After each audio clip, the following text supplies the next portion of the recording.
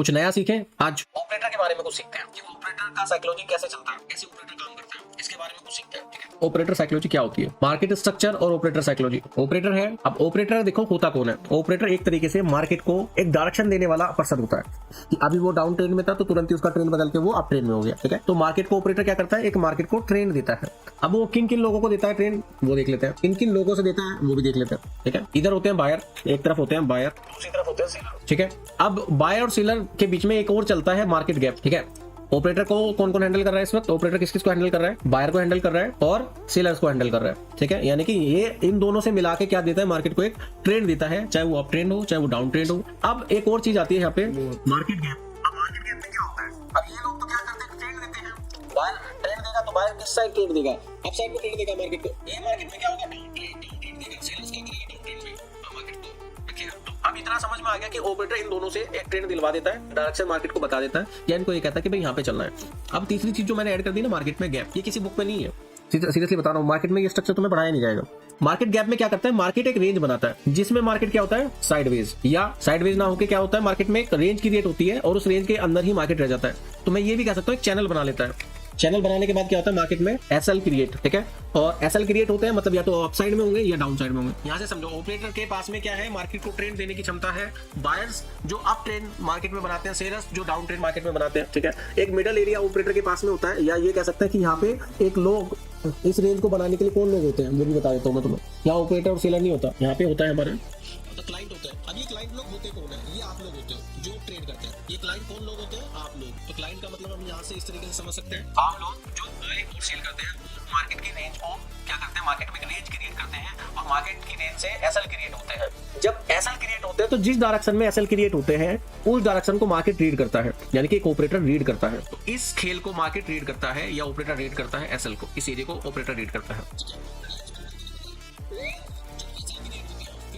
जाता है सेलर्स को और बायर्स को। अब अगर मार्केट में एक अप ट्रेंड बना हुआ है और मार्केट को अपना स्ट्रक्चर पूरा करना है, इसका अप ट्रेंड का, मार्केट में अप ट्रेंड बना हुआ है, मार्केट को स्ट्रक्चर भी, यानी कि मार्केट को ऊपर ही जाना है और मार्केट ऊपर ही जा रहा है। तो जब एक रेंज क्रिएट होगी तो मार्केट एसएल हंटिंग करके अपना स्ट्रक्चर पूरा करेगा, यानी कि एक अप ट्रेंड का उसका 50% एरिया लेगा और फिर से अप साइड में वो चालू कर देगा, स्टार्ट करना जाना। ठीक है, तो यहाँ पे क्या होगा, जैसे आप देखते हो ना, एक बाई होगी, एक हाई बनेगा, हाई के बाद एक प्रॉफिट बुकिंग होगी, या ये कह सकते हो कि मार्केट में एसएल हंटिंग होगी और फिर एक हाई बनाएगा। ठीक है, समझे मेरी बात मैं क्या कहना चाह रहा हूँ अभी। तो ये जो एसएल हंटिंग होगी ये एक रेंज में होगी इधर। अब इसको थोड़ा सा और क्लियर समझ लेते हैं कि मार्केट में होता चलता कैसे, डायरेक्शन स्ट्रक्चर क्या है मार्केट का। ये तो ऑपरेटर का कुछ खेल समझ में आया तुम्हें, तो मार्केट का थोड़ा स्ट्रक्चर समझा देता हूँ। मार्केट का स्ट्रक्चर ये होता है, ऊपर गया, थोड़ा पुल बैक किया और फिर से ऊपर गया, ये मार्केट का स्ट्रक्चर होता है। ठीक है, तो ये जो रेंज बनती है ना मार्केट में, एक हाई लगाने के बाद इधर से और एक लो लगाने के बाद, इस रेंज को हम मार्केट गैप बोलते हैं एक तरीके से, कि मार्केट ने यहाँ पे अपने आप को क्या बना दिया, एक गैप में फिल कर दिया है, सस्टेन कर लिया है। अब जिस साइड सबसे ज्यादा एसएल होंगे या मार्केट का स्ट्रक्चर होगा, वो क्या करेगा, एसएल हंटिंग के लिए वो नीचे की तरफ आया, यानी कि यहाँ पे लोगों ने बाय किया होगा टॉप पे, यहाँ पे लोगों का व्यू ऊपर की साइड होगा अप साइड में, और मार्केट नीचे की तरफ आ गया उस साइड में स्ट्रक्चर पूरा करने के लिए अपना।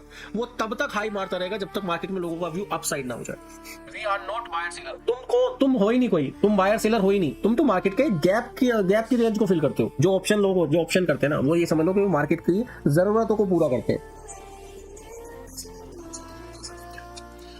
एक ऐसे इन्वेस्टर होते हो जो अपना नुकसान खुद ही करते हैं। मार्केट आपसे मांगते हैं 5 रुपए, आप देके आते हो 200 रुपए।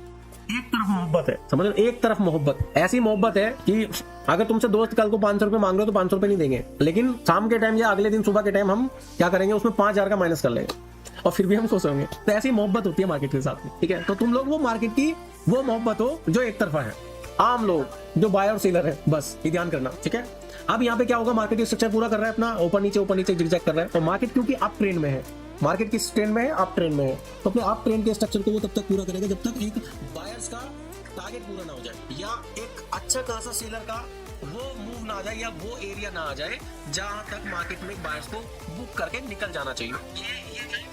ये जो बायर सेलर है वो जुड़े किससे हैं, एक बंदे से जुड़े हैं, ऐसा ऑपरेटर से। तो ऐसा नहीं है, यहाँ पे कुछ इन्फॉर्मेशन नहीं होती, शेयर नहीं होती कि कब बायर को निकलना चाहिए और कब सेलर को एंटर करना चाहिए।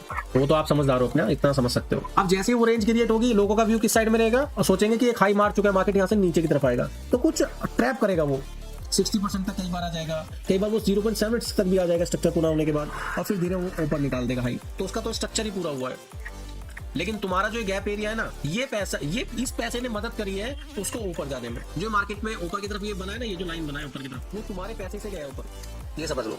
ये जो पैसा बना है ना, ये जो ऊपर गया, ये वाला रेंज मार्केट में, हाई के बाद उसने जब हाई निकाला, वो एसएलएंटिंग की वजह से गया कि तुम्हारा पैसा कटा और दूसरी जेब में गया, मार्केट ने अपना ट्रेंड पकड़ लिया। अब कौन कौन स्मार्ट लोग ऐसे होंगे जो इस ट्रैप से बचेंगे? बहुत कम लोग ऐसे। उन्हें बोला ना, उन्हें मोहब्बत है अनदेखी लड़की से, अनदेखी मार्केट से, जिसको देख नहीं सकते, महसूस नहीं कर सकते, लेकिन फिर भी है मोहब्बत, ठीक है।